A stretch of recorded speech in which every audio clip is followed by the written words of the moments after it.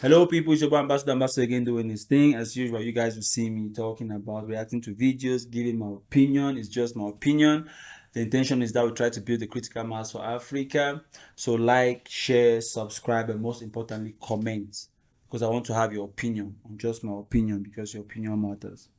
So, with that being said, I share a video which is talking about Malcolm X speaking to Africans in America, but it also refers to some of us now, and it is even more relevant nowadays because we are getting closer to a possibility of Africans in the diaspora or Black Americans connecting with Africa using technology for us to really work together. New bridges must be built because in the minds of the majority of our people today, Africa is too far away. So the only way you and I can point them in that direction is build new bridges. We have to have the type of understanding of Africa and the type of understanding of our people here in order to build a bridge, a contact, a line of communication between the two.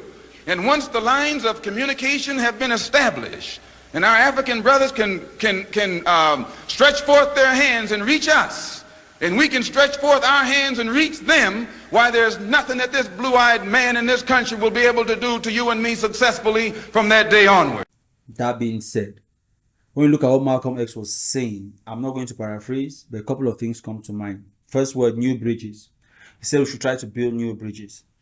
I feel maybe back then it was difficult because they had to send a telegram or they had to write letters, then it takes 6 months, then they've already killed the person before you guys come to help, all of that. But with the internet, we can talk real time, like right now. I'm talking to you, responding to what I'm saying, and we have a conversation using technology. So Black Americans can actually collaborate with Africans. So we can use technology to build bridges along various aspects. Capital, which they have there, they can make it available to Africa. The know-how, the technical knowledge they have gathered in health, agriculture, education, they can make it available to us, even using digital tools, without necessarily coming to Africa. Because maybe Africa, the terrain might be very difficult for people to move. Although somebody, and when we are built to a certain extent, now people can comfortably move. But in the beginning, they can just start by using technology platforms for us to see how they can support Africa on the 3 pillars I mentioned: health, education, food security, agriculture, that I mean. Next thing I wanted to talk about is when he talks about communication. There's a lot of miscommunication between Black Americans and Africans, or those in the diaspora and Africans, because Africans feel like Black Americans are arrogant. They feel like they know too much. Africans feel like Black Americans don't want to go to school. They only think about drugs and guns. That's the narrative we get in the movies. It's like Black Americans are always negative characters and things like that. Black Americans on their own part feel like, okay, Africans don't like us. They are the ones that sold us for slavery. Africa is very far off. Things are very difficult in Africa. Lions are just chasing people. Children are eating flies and they have large stomachs. So they just think the worst of Africa. Every African is potentially a scammer. All of those things, that's what they think.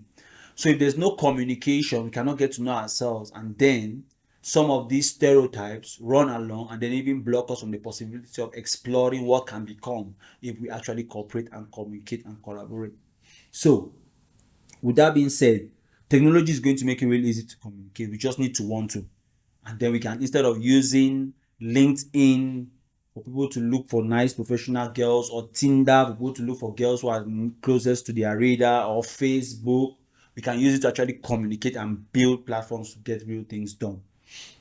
That being said, the next thing I'll say, if we have built the bridges, we are understanding ourselves and we are now communicating, we have to think of how to put in place bodies to protect Africa as a unit.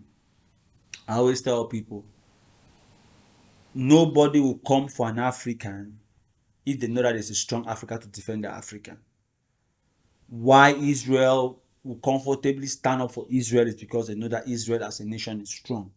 While China will stand up for a Chinese citizen is because they know that China is strong.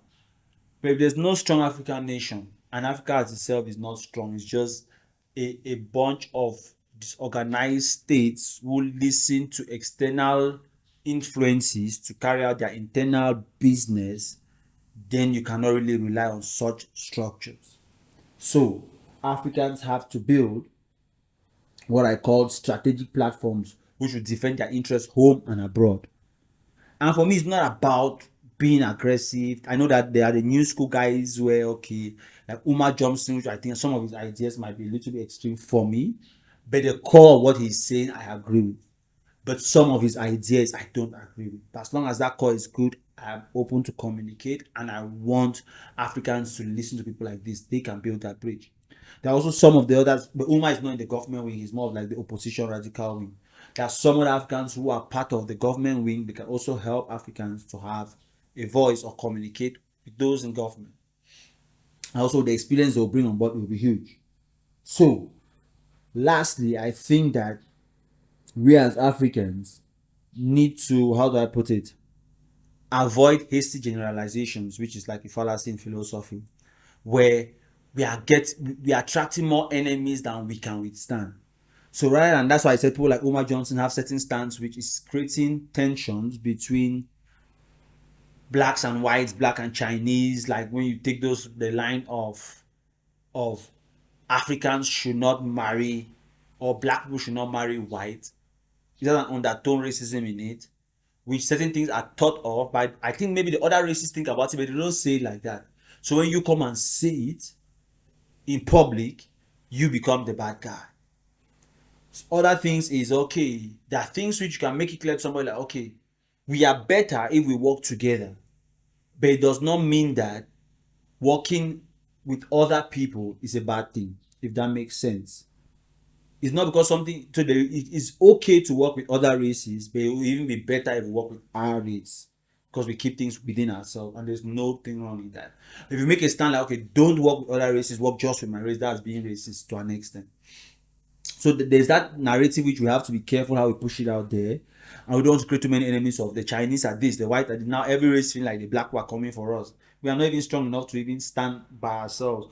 So why do we want to attract enemies and get attacked when we're not yet, we're still trying to build what we're trying to build? So I feel like we need to look up those on some of those things. When Malcolm X was talking then, it's still relevant now, because we have not achieved what he was suggesting, and maybe we have moved further away. Not, I don't think it's further away, because now when I look at some of these various things that happened like last year, people were coming the year of return and all of that. So I think it's something we should consider.